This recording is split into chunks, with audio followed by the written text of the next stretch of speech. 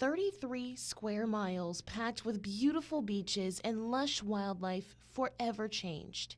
Sanibel Island was devastated by Ian, but pieces of its Black history remain untouched. That's my family, siblings, and mom and dad here. The descendants of its first Black family still call the island home. It was such a beautiful place to grow up, so much natural beauty. And it was also a really close-knit community because I was a Gavin. And so everyone kind of knew my family. The history of Phoebe Gavin's family on Sanibel goes back about 100 years. My great-grandparents were the first Black family to live on the island. They were sharecroppers, and they had my grandparents who had my parents, had my dad. They worked the land like many families. It was totally a farming community back then. It only later became tourism and snowbird predominant, but all the economy was for farming. The farming industry faded out of Sanibel after the hurricane of 1926. Salt water flooded the island, soaking the soil. The Gavins stayed as many farmers left. That's Dad and Uncle Oscar. They building a seawall. Eugene says his father became a jack of all trades on the island. He was the man on Sanibel that everybody on Sanibel almost thought that they should call him when they wanted something done, but he was only one person. With each generation, the Gavin family grew exponentially. That's Shalata, she's next to me. Soon, there were enough young Gavins to make up the first Black school on the island. Children were not allowed to go to school in those days. The school was just for white children. And in 1924, the Baptist Church informally opened a school for Black children.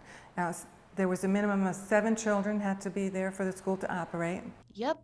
An entire school filled with family members. That was until schools in Lee County started to integrate. The Gavins eventually started going to high school on the mainland, but segregation lingered, even on the water. We couldn't ride the same ferry or the bus that the white children rode.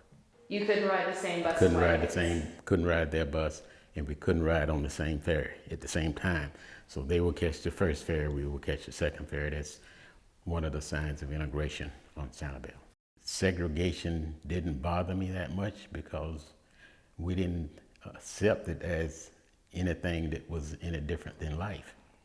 We understand how to live the life and play the part. Eventually, an integrated elementary school opened on the island in the 1960s.